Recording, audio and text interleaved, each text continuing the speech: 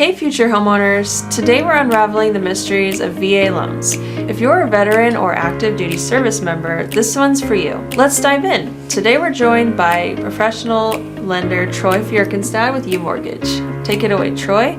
Our first question, can you use your VA entitlement twice? You can, as long as your entitlement has been restored or you sell your current home that you have a VA mortgage on, your entitlement is renewed at that point, and then you can go ahead and use your VA again after that. Okay, excellent. And what kind of properties can you buy with a VA loan? You know, any traditional property, single family homes, townhomes, even some condominiums, but with condominiums they do have to be on an approved list. Oh, interesting. Next question would be, can you buy an investment property with a VA loan? You cannot buy an investment property. However, if you have a current primary home and you've resided in that home for at least 12 months, you can turn that property into an investment property and use your VA entitlement to purchase a new primary home. Oh, that's a great strategy, Troy. Yeah. Also, how long do you have to own your home before you can refinance? There's really not a time frame on how long you have to own your home. I mean, you do have to make 6 on-time monthly payments or 210 days before you can actually refinance on a VA loan. Great to know.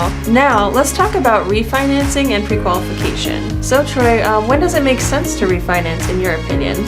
Well, refinancing for VA, they do have some strict guidelines, but with VA, they really want to see a combination of things, either the interest rate being a half a point lower than what you currently have today, and there's also a recoupment period. So the cost of the refinance has to have been recouped in the refinance within a 36-month time frame. Okay, good to know, Troy. So the next question I have for you, Troy, is are there any limits to the loan amount? There is, and that's the beauty of VA. If you have full entitlement, there is no purchase limit on a VA loan. The VA will guarantee 25% of that loan amount. Wow, very impressive. Next question I have for you, Troy, is what do I need to do to get pre-qualified for a mortgage? The pre-qualification process is actually really easy. It's a matter of a phone call, talk about your goals and what your timelines are and what you're looking to do. And then at that point, either you'll complete the application online or I'll take the application from you over the phone. Once the application is completed, I'll be requesting some basic documentation in regards to assets, income,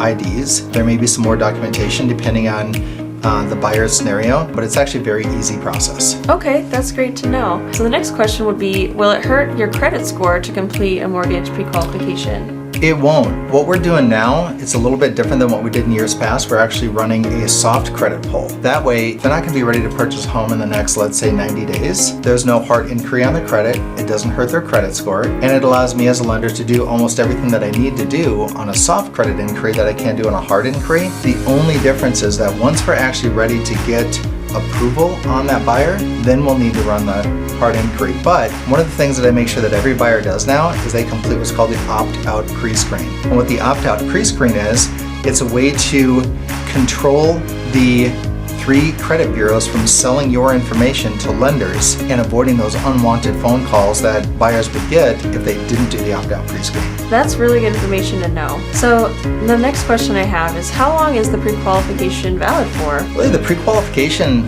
there's no limit on the pre-qualification. A hard credit inquiry is good for 90 days. And then during that time frame, the only thing that we would need to update for the borrower would be asset documentation and maybe pay stubs if they're currently employed with a traditional job. Okay, gotcha. So there you have it, the lowdown on VA loans. If you found this helpful, give us a thumbs up and stay tuned for more home buying insights. Subscribe for the latest tips and happy house hunting to all of our heroes out there.